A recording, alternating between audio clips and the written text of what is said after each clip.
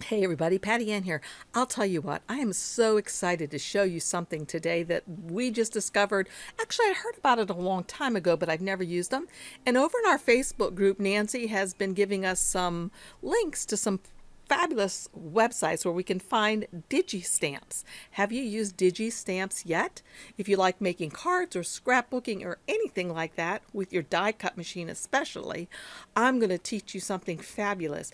And it doesn't matter if you have a Cricut machine or a Silhouette machine or what software you use. However, if you use Cricut, I highly, highly, highly recommend that you buy this software for Silhouette Business Edition because you can save things for your Cricut machine.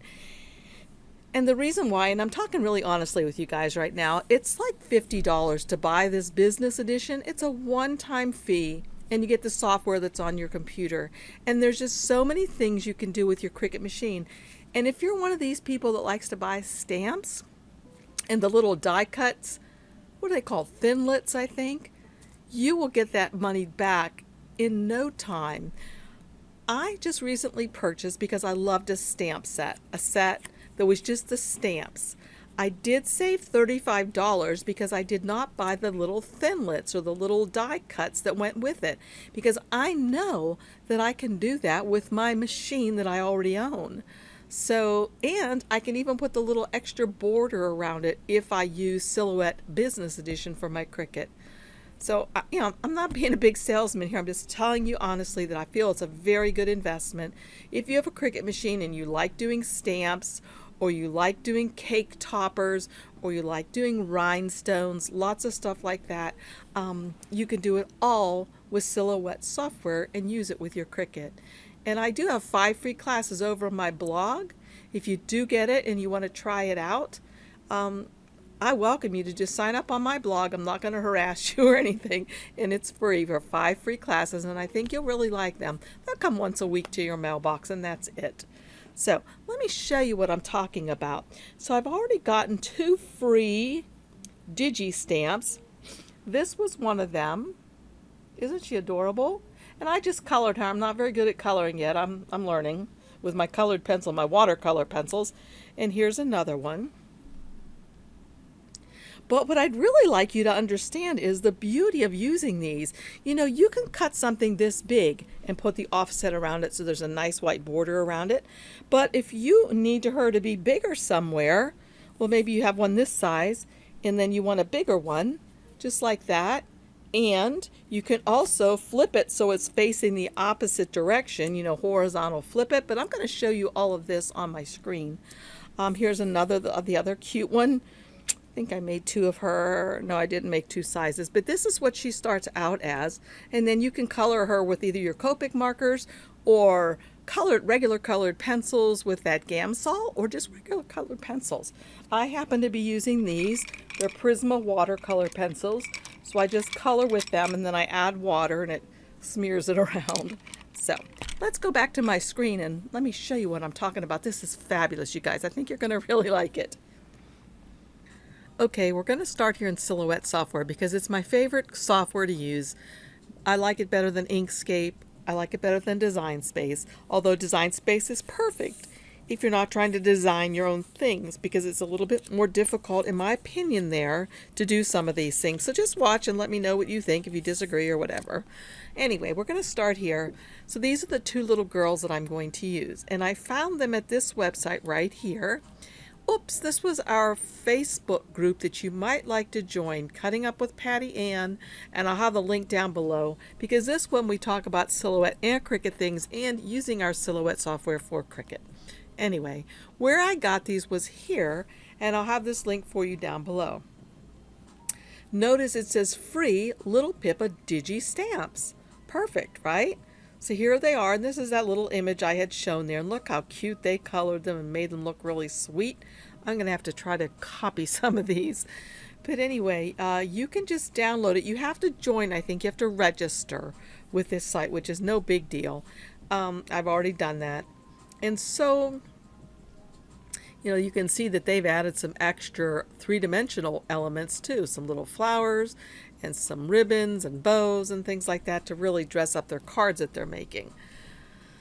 But oh, don't forget the backgrounds, it says, because they have free backgrounds on these websites too that you could print and then cut pattern papers. But anyway, if you just wanted to get these little girls here, and these are other free ones that are down here, look at this. But let's go back up here. And here's free little Pippa digi-stamps. I would say download now, but I've already downloaded them. And once I downloaded them, I had to extract them because they come as a zipped file. Hopefully you all know how to do that now. And you get 4 different files in here. I've decided to show you how to do 2 of them. So I'm now going to open Silhouette and begin here. This just shows you a page of what I did. I did a bunch of them just like this. You can make different size ones. You can make a bunch of them if you'd like to and just color them at your leisure and have them available, and then you can change the sentiments whenever you want. Now, I just quickly made 3 or 4, whoa, more than that, thinking of you sentiments because I copied and pasted the same thing, but you could easily make more here and stick them on here so that when you're printing these out and cutting them, these will also cut and be ready for you. So let's see, I could probably skinny this guy over here, I bet you, if I twirl him around. So you can really get a lot of bang on it for your buck. And like I said, the beauty of using these as opposed to regular stamps is a regular stamp is only one size. But let's suppose that you want to make a larger one. So I could just make her bigger to fit on a big picture of her on the front of a card, right? And fit her in here like this. And move these things around so it should fit, nothing's overlapping. And so I could have a really nice cute big one of her. And that's what's kind of cool about these using these digi-stamps. So let me get rid of all of these, just delete them, and all this stuff over here so I can have a clean palette. And actually I'll get rid of these 2 babies too. So all that I would do now, normally my page would open up looking like this without registration marks on, and it would come open at the auto Cameo size like that. Okay, just like that. And you know how you can change the coloring, right? Like this, so you can see your lines more clearly if you'd like. Okay, so what I'm going to do now is I'm just going to go to File, and rather than go to Open, I'll just merge it onto this page. So File and Merge, and I'll just bring in that same little sweet girl here. Open her. There she is, very sweet, just like that. I love her. She's so adorable. So anyway, what you would do next, you could just print her just like this. Make it so it fits the front of your card, and this could be a piece that you pop dot up or something like that, and you could just color it just like this. And you could easily do this in Cricut Design Space just like this.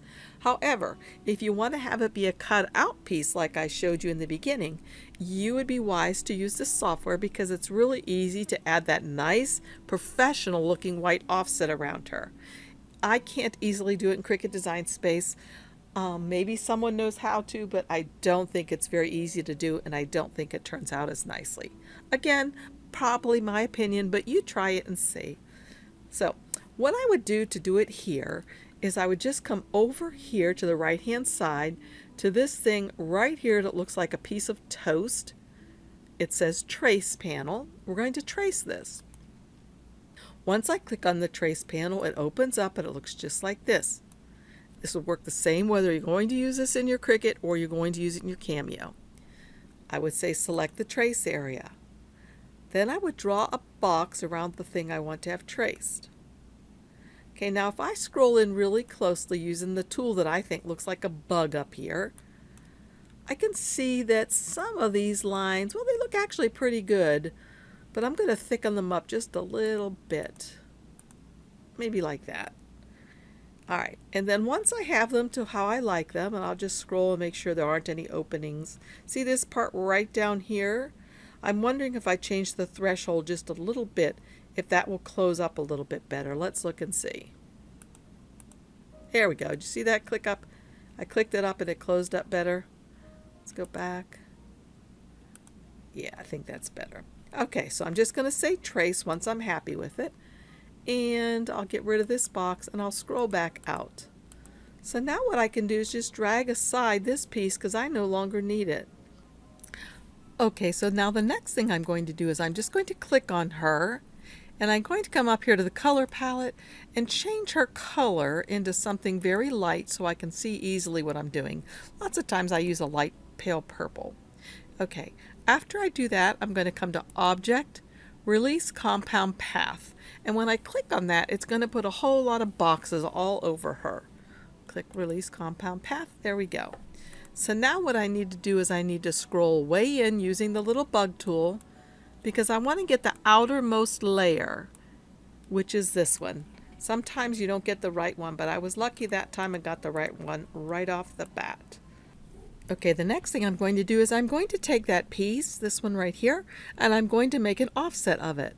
So to do that, I simply come over here to the right, to the star with an offset on it, click on it, which opens the offset panel, and then I'm going to click on offset.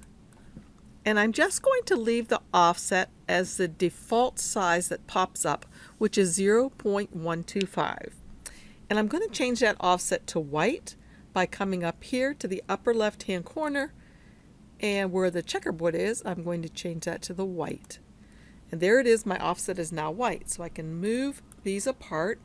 Now this offset right here, I don't really need these pieces to cut out right here. See where they are? I don't really need those little pieces to cut out. So I'm going to go ahead and close those up. Now if you've been in my classes before, you know about the nodes, and that's what we're going to use, or the points. So we're going to double click on this, and that brings up the nodes, or the little points. Now one of the ways I can get rid of this square right here, this area, not have it cut, is to hold down my shift key and just draw a box around it. You'll notice that highlights all of those nodes or points, and I can just hit delete on my keyboard. So I can do the same thing to this part right here. Hold down my shift key and drag and hit delete. Now I'm noticing something right here, and I'm going to fix it because I'm not crazy about it. I don't think that this little cut needs to be done right here. I think it's extra work for my machine, and I don't think it matters one way or the other. So I'm going to get rid of a couple of these nodes as well. So look at my cursor right now, it's a hand. When I bring it close to this node, do you notice how it turns into a little square with an arrow and a diagonal line through it? When it's doing that, it's pointing to a node or a point. When I click on it, look what happens to that node. It turns into a white box. That means it's the active node. That means I can act upon it. I can do something with it. And I'm going to delete it by hitting delete on my keyboard. Okay, and that kind of made it weird, right? With this, that's even a worse maybe little curve it has to make. So I'm going to double click again on the red line, get my nodes again. I'm going to delete this node right here by pointing at it, clicking to get it to be the active node, and then hitting delete on my keyboard. And now I feel like this is a much easier curve for my machine to make, and the other I didn't feel was necessary. Let me show you. If we put this little piece in here, notice there was no reason for it to go up into here and act all crazy. So anyway, now the next thing I'm going to do, so this is the white offset, okay? What I'm going to do now is I'm going to change this piece to black, because this is going to be needed as black. Come up here, change its color to black, and then I'm going to bring it over here underneath of this piece right here. But before I do, I think I'll group all of this back together. Just this one here, and I can just right click and say group. There we go. I'm going to bring this black one over here, move it over here as best I can. I can just hit the little arrow keys on my keyboard. Whoops, once it's selected still I can. Now, if I'm wondering if I have the black piece selected or the purple, when I click just then, I can look up here in the color swatch and look what's showing up, the purple. So that means that's what's selected. Okay, now if you look up here, what do I have selected? The black. So I can just move the black down a little bit if I want to, like that with my keyboard. Oh, too much. Move it back up with the arrow key on my keyboard until I see a little bit above her head and a little bit below. And it looks like the same from side to side. So now I'm just going to grab all of these two parts, come up here to Object, and Make Compound Path. Okay, that's exactly what we want, just like that. The next thing I have to do though is I want to come up here. This is the line color. I want to change the line color on this to black. And I also want to change the line color point size from 0 to 1. So right now, if I change that's 0.25, that's a half, or 0.50, and there it is. Oops, 125. I like 1. Oops, come on now, baby. 1, there we go. Hey, that's weird. All right, I'm going to type it in myself. I'm not sure why it's popping like that. There we go.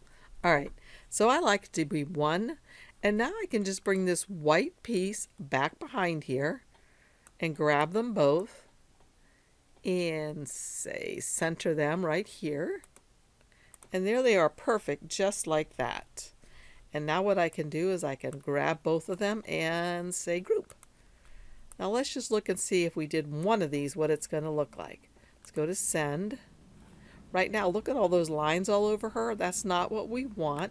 So what I would do is I would change that by highlighting this and say cut edge. Because all I wanted to do is cut the edge of this after I print it. So we've got to go back to design area. And we've got to get this ready to print. Now to print, what I'm going to do is I'm going to go ahead, come back to the page setup, and I have to change my media size because what I'm cutting and printing on is 8.5 by 11 pieces of paper, or actually cardstock. So that shows the size it is. And now I'm going to put on here to show the print border and show the cut border. Okay. But I'm also going to come up here. One more thing that's totally important, and if I don't do this, it won't work. I need to put on my registration marks for my print and cut. That's the third little button over, registration marks, it says. Right now they're off. If I click on, you'll see them pop up, and then you'll see that I can't go outside of this red line, and I can't go onto those checkers, or it will not print. It'll actually print up to there, but that part will get cut off. So I'm going to make her bigger this time. Maybe make her like that. And I think I'll hold down my Alt key to drag and make another one. And to fit her there, I'll have to make her smaller, like maybe that small. Right?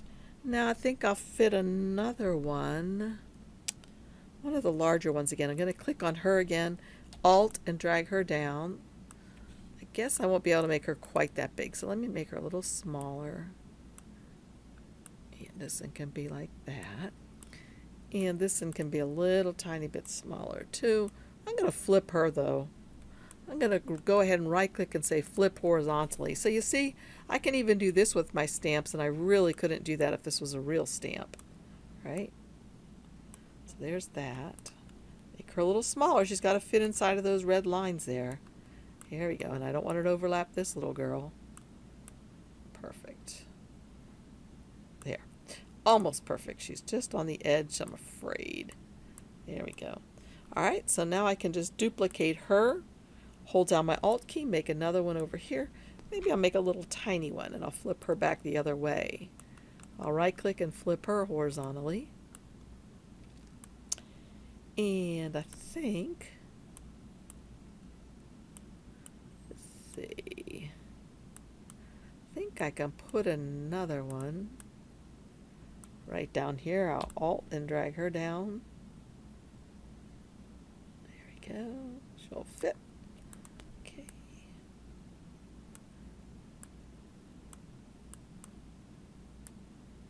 All right. And I think I can fit one more over here. So I'll say Alt and drag her over, and I'll need to make her smaller. So she'll fit right there. Perfect. Okay, so let's see. I'm going to move this one over a little tiny bit because she looked like she was touching this girl. Maybe, oh, I can't move her over that far because look, she's going outside the line. Maybe I better make her just a tiny bit smaller. Here we go. So it looks like everybody's fitting. Nobody's touching anyone else, and nobody's going outside of the line. Just double checking. So now I'm ready to print. So all I need to do now is go up here to File, Print, and then I would just go onto my preferences and print this on my printer, and I'll be right back when it's done. Okay, I finished cutting her out, or not cutting her out. I finished printing her. I've put her on my mat so that the solid square is in the upper left-hand corner, just as it is on my virtual mat. And now I'm going to place it into my machine. You can see a bunch of them right here that I've already done.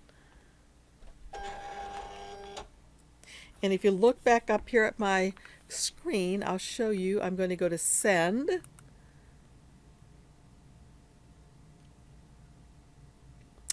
And it already is on cut edge, so notice it's just going to cut around the edge of each one of these little girls, and then it will be done. So I'll do that and I'll be back.